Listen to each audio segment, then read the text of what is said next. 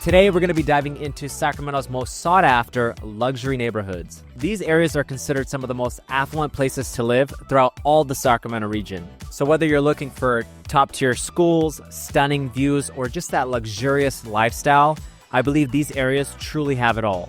I'll go through the location, the quality of life, some of the neighborhood features, the home prices, the rents, and of course so much more. So this is Granite Bay versus Dorado Hills, and at the end we're going to do a comparison so you can truly find out which one is the better place for you to live in. Welcome to the channel. My name is Sam Galovi, your real estate pro here in the Sacramento region. If you'd like to know more about the Sacramento real estate market, some of the upcoming new developments, or just the better places to live throughout Sacramento, this channel is dedicated to people such as yourself. So if you'd like, you can always subscribe to stay up to date on all our new weekly content. Now for this video, first I'm going to break down Granite Bay, then we're going to go into Dorado Hills, and at the end, I'm going to do a head-to-head comparison to see which one truly is going to be the better place for you to live in. So Granite Bay. Granite Bay is situated in Placer County. Now location-wise, Granite Bay is really on the northeastern side of the Sacramento region. It's just about 25 to 30 minutes northeast of the downtown Sacramento area. Now it is closest to Highway 80, so that's really going to be your main kind of commute route. And even though Highway 80 runs east to west, on this specific portion, it kind of looks like it's going from south to north. You are going to be a little bit more inland from the direct freeway access, but depending on where you live in Granite Bay, it could be just about a 10, maybe 15-minute drive to get to a freeway access off of Highway 80. Now, if you're a frequent flyer and you're thinking about how close it is to the airport, that's going to be more of a 30 to 40-minute drive depending on how traffic is going. Now, one of the things that makes Granite Bay really stand out and shine is its proximity to Folsom Lake. Now, if you've ever seen it on a map, it's really on the west side of Folsom Lake, and so it has really quick access. You have multiple entrances to get to the lake and, of course, a boat ramp. If you've ever been in Sacramento during our hot summers, you know how beneficial it is to be either near a lake, a body of water, or have a pool in your backyard. Me and my wife personally love taking out our boat in the summers, so Folsom Lake is truly a big thing, I believe, here in the Sacramento region. Not only that, but just the very essence of the lake nearby. All around there's a very beautiful nature scenery, so if you're into more of trails, hiking, mountain biking, all around the lake there's activities like that. So whether or not you have a boat or a kayak or whatnot, there's still tons of activities to do in that area, and it is a state park. Now that leads me into the quality of life. What's the quality of life like here in Granite Bay? Now personally for me, when I look at Granite Bay, it looks more of like a slower pace of life. A lot of our clients that are buying in this area are typically professionals or maybe even retired people who kind of want that slower pace of life, but they still want to be close enough to the action. So when they're going to work or need shopping or do different amenities or family activities, Granite Bay still's got a lot going on, and it's super close to Roseville, which is usually a more known area for people to move into. So Granite Bay also has a very serene atmosphere. A lot of these neighborhoods and areas that you may want to live in are going to be either gated or they have a little bit more room between the properties. There's also some properties with their own private ponds, or they might surround a private little lake.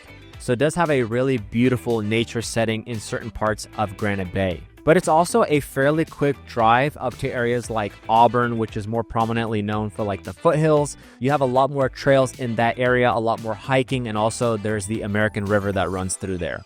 Now, one of the main reasons that we have a lot of families looking at Granite Bay or wanting to move into the area is, of course, the schools. Granite Bay is really known for its highly rated school district. You're going to be part of the Eureka Union School District, and I've personally heard really good things from my friends and clients who have had their kids in the school district in this area.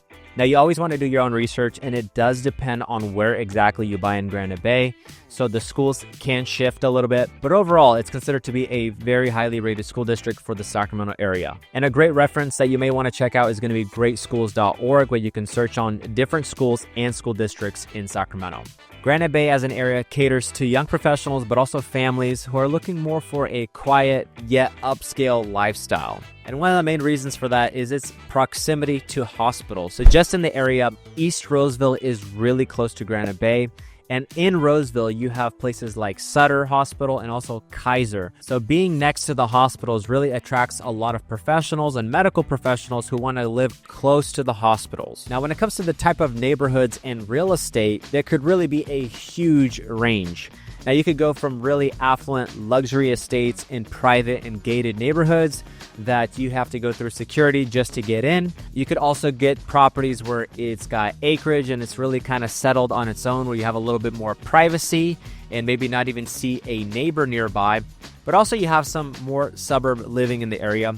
And not only that, there's also rural farmhouse style living where you may see a small farmhouse property on a couple acres and maybe even some horses or animals. So there really is a big spread here in Granite Bay, but nonetheless, it is considered a more affluent place to live generally for Sacramento. Now, of course, since I am in real estate, I got to give you guys the stats and show you what it's really like to buy a house here in the area. Now, when it comes to homes for sale in Granite Bay, there was 44 homes for sale this last month. Now, that may not seem like a lot of options, and that's because it's truly not. Although it is 33% higher than it was exactly a year ago, so we're seeing some improvements. As we're doing this video, we're technically in the winter market going to the spring season. I am expecting more listings to come into the market, especially more towards March, April, or May. That's a natural trend that we see home sellers wanting to list and sell their homes in that market. Now, when it comes to pricing, and since this video is kind of focused more on the luxurious lifestyle of both these areas, I would say most of the homes that sell in Granite Bay are going to be between that $1 million to possibly that $2.5 million price point. Of course, there are outlier homes that could be $5 or more million as well. But most of the homes that we're seeing are selling between that $1 and $2 million price range. Now, the median sales price actually came in at $1.025 million just this last month, according to local MLS stats. And the median price can change quite substantially here month over month because the prices of homes can be so drastically different here. It does sway month to month, and of course, just not a lot of inventory selling. So as you can see, the median price is still coming in just about $1 million. Now let's talk about rents for a second. Rents can range in Granite Bay from anywhere from $3,000 to $6,000 or more depending on the property. According to Zillow, the average rent this last month was at $3,200 a month. Now, we typically get asked about new construction homes and new developments as well, so I'm going to bring that in. Now, I showed you earlier how there wasn't too many homes for sale on the market. Now, that's not considering the new construction going on in the area. Luckily, right now, Granite Bay has a few new developments going on. Some are starting about $800,000 and others are in that $1.5 to $2 million price range. So there is some new development going on, but I wouldn't say there's a ton of options to choose from. So as you can see, the supply might be a little bit more limited in Granite Bay. There might not be a lot of options, but it also shows you that it's a highly desirable place to live, and maybe people just don't want to sell their homes as often because of that. If you'd like to know more about Granite Bay, the locations, the specifics on neighborhoods, I'm actually going to link a few of our previous videos down below.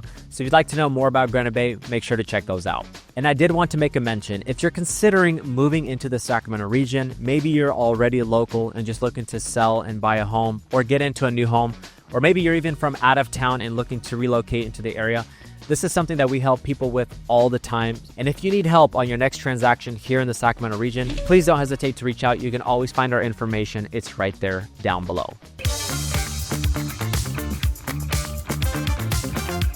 All right, let's hop into the next one, El Dorado Hills. El Dorado Hills is going to be situated in El Dorado County, slightly different from Placer County in Granite Bay. Now, when it comes to the location of El Dorado Hills, it's really on the northeastern side of the Sacramento region as well. Now, the difference here is it's going to be closer to Highway 50, whereas Granite Bay was closer to Highway 80. Now, that's going to be more of a main distinguisher for people looking to move into the area, just depending on their commute times, where they plan to work, or where they really just plan to be on day-to-day activities. Now, El Dorado Hills is really going to be about 30 to 40 minutes east of the downtown Sacramento area without traffic. It could also be running about 45 minutes from the airport, just depending where you live.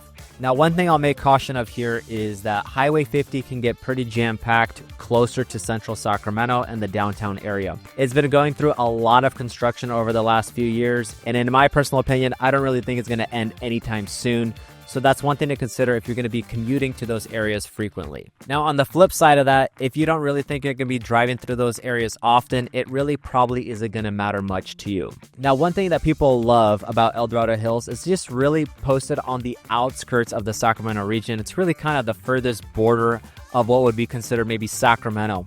But that also brings it in more proximity to the foothills and the Sierra Nevadas. So if you're someone who's going to be going up to the mountains, whether you like to hike, fish at small lakes, visit the mountains just for general beautiful sightseeing, or even go into South Lake Tahoe, it's a great place to just take off and go up into the mountains.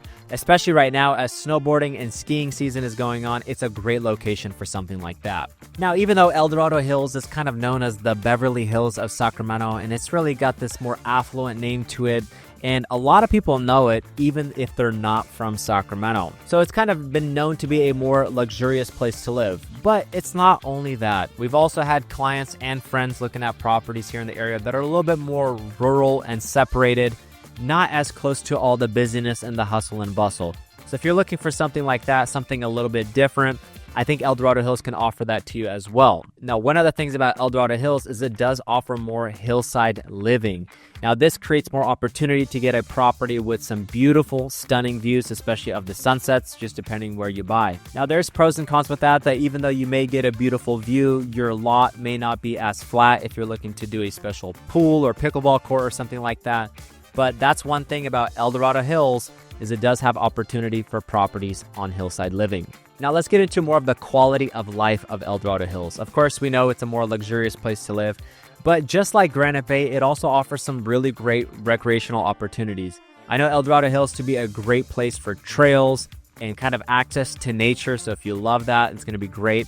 It's also more on the southern side of Folsom Lake, so just depending where you live in El Dorado Hills, you may still also have pretty quick access to multiple entrances at Folsom Lake, which is why a lot of people kind of compare El Dorado Hills and Granite Bay as well. Now, El Dorado Hills is going to be a part of multiple school districts, some of them being Buckeye Union Elementary School District, Rescue Union Elementary School District, and El Dorado Union High School District. And the area does boast some top performing schools like Oak Ridge High School. Now, when it comes to shopping or just quick access to a lot of amenities like that, El Dorado Hills, I wouldn't say has a ton of shopping going on, but a lot of people would typically drive into Folsom for something like that. Now, it does have the El Dorado Hills Town Center, which is a beautiful town center to drive through. So whether you're looking just to watch a movie with the family, take a walk around, or even just go to one of the great restaurants, this is a great place to hang out in the El Dorado Hills Town Center. Now, let's talk about some of the neighborhood features. Now, a lot of the El Dorado Hills development tends to be a little bit older. Now, there is more tract-style homes, semi-custom, and of course, custom developments. It's very common to see smaller, gated communities throughout El Dorado Hills, and of course, with that commonly comes an HOA as well. And there's also beautiful large communities such as the notable Serrano, which has more of a country club living around a golf course, and of course, private memberships. If you'd like to know more about some of these areas that I mentioned and neighborhoods, I've actually done a few videos before on El Dorado Hills, and I'll link those down below, so make sure to check those out. Now let's get into the stats of what's going on in El Dorado Hills. So this last month, there was 116 homes on the market for sale. That's about 11% up since last year, and we'll probably see that same increasing trend of more homes coming on the market this spring into summer. Now, I'd say the homes in El Dorado Hills range from about $800,000 to well over $2.5 million. Of course, there's some outliers outside of that, but that's kind of the main expectation when it comes to home prices. The median sales price came in at $980,000 this last month, according to the local MLS. And that's showing an increase of about 7.9% in price over this last year. Now, when it comes to new construction homes in El Dorado Hills, there's not as many options going on as there is in Granite Bay, in my opinion, but there is more options when it comes to more local or private builders that are doing one-off custom homes here and there. So if you're looking more for like a custom home build, those definitely do come up pretty often. Now, when it comes to renting a property in El Dorado Hills, that could range drastically depending on the house. But according to Zillow, this last month, the average rent in El Dorado Hills was about $3,500. All right, so now that we've done the breakdown of Granite Bay and El Dorado Hills, which one is truly the more premium luxury area to live in? In my opinion, I think Granite Bay offers more of a traditional luxury feel, whereas in El Dorado Hills, you may see some of that as well, but it's a little bit more modern, a little bit more Tuscan and Mediterranean style feel to the neighborhoods. Now, one of the decisions to make is going to be whether you want to be in Placer County in Granite Bay or you want to be in El Dorado County in El Dorado Hills. I wouldn't say there's really pros and cons to either one. I think both are great, but that is one differentiation here. Now let's talk about the location. Both are truly in some absolutely stunning locations. Now I will say if you're someone who's a commuter who drives around town for work a lot or is going to be going to downtown or various other places, Granite Bay might be a little bit of a better fit. I find it to be a little bit easier to navigate through Sacramento from Granite Bay. Now, on the opposite end of that, if you're in El Dorado Hills and you don't really care to go to some of the other locations, I will say El Dorado Hills is kind of in its own bubble at times. I personally have good friends that live in El Dorado Hills. They absolutely love it, but one thing they do mention is the commute times to other parts of Sacramento quite frequently. You know who you are. Now let's talk about the pricing. So the median price in Granite Bay was $1.025 million, whereas it was $980,000 in El Dorado Hills. So clearly here, I think it's a little bit more affordable to buy a house in El Dorado Hills. Now I will say this is highly dependent on the type of location, neighborhood, and of course the home that you're going to be in. Both offer some great opportunities, but I will say on paper, El Dorado Hills is coming in a little bit more affordable. Now, when it comes to renting, Granite Bay came in at $3,200 a month and El Dorado Hills came at $3,500 a month. So you can see Granite Bay is winning a little bit on the average rent. And let's get into the options or the inventory, the amount of homes for sale. In Granite Bay, there was only about 44 homes for sale this last month, whereas El Dorado Hills was showing a lot more at 116 homes for sale. So if you're someone who's in the market or just looking to buy, I think El Dorado Hills is definitely going to have more opportunities for you as of right now. And if you're someone who's looking for new construction specifically, now this is something we help people with all the time, is brand new homes. I will say there's a few more options going on in Granite Bay as we speak. It's not a whole lot, but there is a handful of communities going on in Granite Bay right now. Now, most of those are really going to be in the low millions and on up from there. And El Dorado Hills does have a few communities as well. There's just not a lot of options if you're looking more for brand new construction. If you'd like to see some of those, you can always reach out to us as well, or just look out for some of the videos on our channel. Now, I do want to give this fair warning. If you're looking at either area right now, you may want to consider the higher insurance premiums on home insurance right now. California has been going through a tough time with insurance in general, and we're seeing this really get affected in areas like El Dorado Hills and Granite Bay. There are parts of these areas that are considered to be more at risk for wildfires, so you definitely want to get some home insurance quotes before moving forward on any property. Now, that's not to scare you or freak you out. There's still plenty of homes being sold, but this is one thing that you're going to want to consider before moving into the area. Now, at the end of the day, if both of these are still head-to-head and you don't feel like you have a clear distinction on where you may want to live, my recommendation would be just to come out and drive the areas. Now, a lot of times people, when they reach out to us and they're looking to buy a home in the Sacramento region, they want to start going and looking at houses. They want to start going and looking at new development. But I would say you need to get a feel for the location versus just looking for the house. In real estate, it's always been about the location, and I find that to be true even today, is that location always wins. So you really have to find out where you feel the most comfortable, and you kind of will have a natural instinct of which area you're more inclined towards. So which one is truly the better market to live in? Is it Granite Bay or El Dorado Hills? Let me know in the comments down below, guys. I love hearing your feedback. And if you're ever needing some help selling a property or moving here into the area, you can always reach out to my team and I. Our information is right there in the description. We'd be glad to help you out. For now, my name is Sam Galobi. Thank you guys so much for watching this video. I really hope you enjoyed it and got some value out of it. Please remember to share it, give it a like, or consider subscribing. That truly does help me out, and I really appreciate it when you guys do that. Thanks so much for watching. I'll see you on the next one.